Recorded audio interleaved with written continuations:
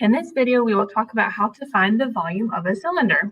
The volume of a cylinder uses the formula area of the base times height, but notice the cylinder's base is a circle. So we're just going to find the area of a circle, which is pi times radius squared times the height. So here we go. For step 1, to find the area of the base, we will do pi times radius squared, which is pi times 8 times 8. And then we will multiply by the height, which is 15.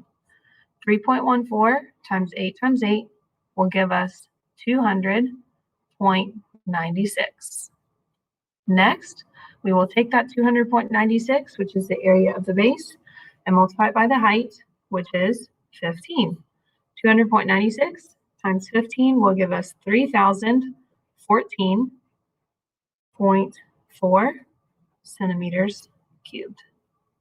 And that's it.